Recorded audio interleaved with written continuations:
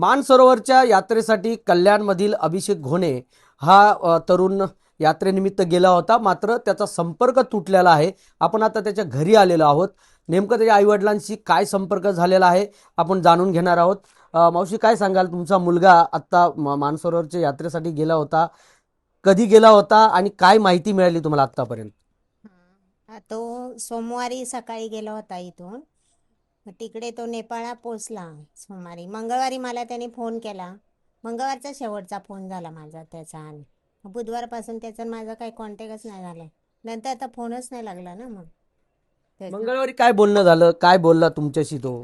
बोलला आता ते गेला तो मंगळवारी ना, सोमवारी गेला, मंगळवारी बोलला की आम्ही गेलो आणि तिकडं दरड कोसळली होती, माझी गाडी पुढे गेली होती म्हणतो। मग आम्ही वाचलो त्याच्यातून। मग मी तो हॉटेलला आला, मग नंतर तो हॉटेलला आला, मग त्यांनी नाश्ता, ते फोटो पाठवले मला, नाश्ता केला, ते जेवण दाखवलं सगळं तेवढं बोलला, आणि सांगितलं की आता उद्या मी 4:30ला उठणार आहे आणि 5:30ला आम्ही लोक निघणार आहे, आता मी झोपतोय म्हणून तेवढंच बोलणं झालं बस।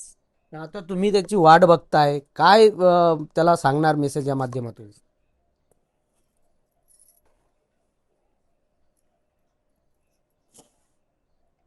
आहे तो सुखरूप यावा, हां. हीच आमची एक प्रामाणिक इच्छा आहे।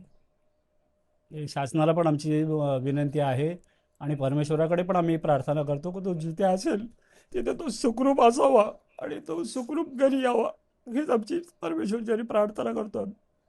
तुमचं अभिषेक सोबत काही बोलणं झालं का मंगळवारी?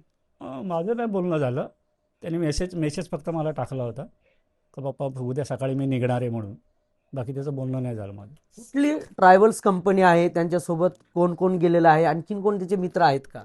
काठमांडूमध्ये सम्राट टूर्स म्हणून आहे, त्या माध्यमातून तो मानसरोवरच्या यात्रेला गेला आहे आणि तो एकटाच आहे। तर त्या टूरमध्ये जवळजवळ 71 जण आहेत। तर त्यामध्ये काही साऊथ इंडियन आहे, काही वेस्ट बंगालचे आहेत आणि महाराष्ट्रामधून अभिषेक माझा एकटाच आहे आणि एक गुजरातमधून एक गुजराती जवळजवळ 63-64 वर्ष गृहस्थ आहेत, तर ते आहेत।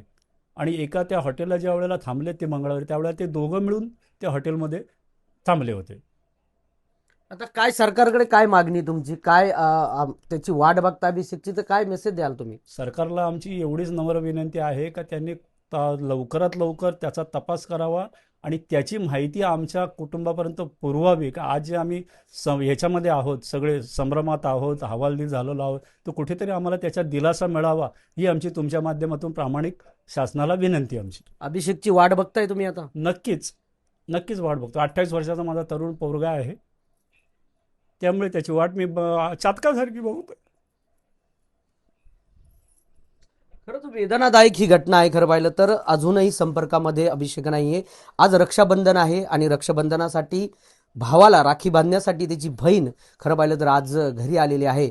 मात्र अभिषेक हा काठमांडू या ठिकाणी गेलेला आहे, मानसरोवरच्या यात्रेसाठी गेलेला आहे, मात्र तो घरी आलेला नाही। बहीण घरी आलेली आहे रक्षाबंधनासाठी।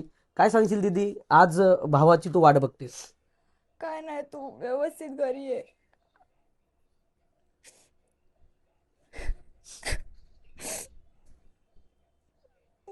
फक्त तू व्यवस्थित घरी ये, आम्ही तुझी वाट बघतोय खूप।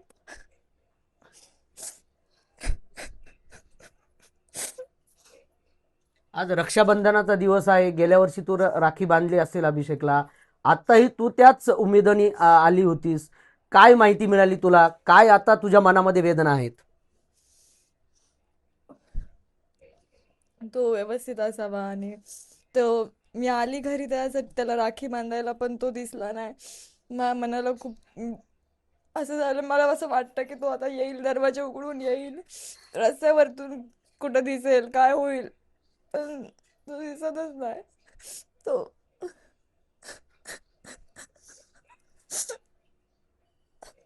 खरं पाहिलं तर ही बहिणीची अर्थ हक्क आहे भावाला, की मी तुला राखी बांधण्यासाठी तुझ्या घरी आलेले आहे, मात्र तू लवकर घरी ये, अशा पद्धतीच्या भावना ज्या आहेत ते अभिषेक घोणे यांचे कुटुंब, त्यांची बहीण, त्यांचे आई वडील हे खरं पाहिलं तर अभिषेकची वाट पाहत आहेत। जिथे कुठे अभिषेक असेल त्याने आईवडिलांशी संपर्क साधावा अशी विनंती खरं पाहिलं तर शासनाकडे आणि थेट एबीपी माझाच्या माध्यमातून खरं पाहिलं तर हे कुटुंब अभिषेकला करत आहे। सुरेश काटे, एबीपी माझा, कल्याण. एबीपी माझा, उघडा डोळे बघा नीट.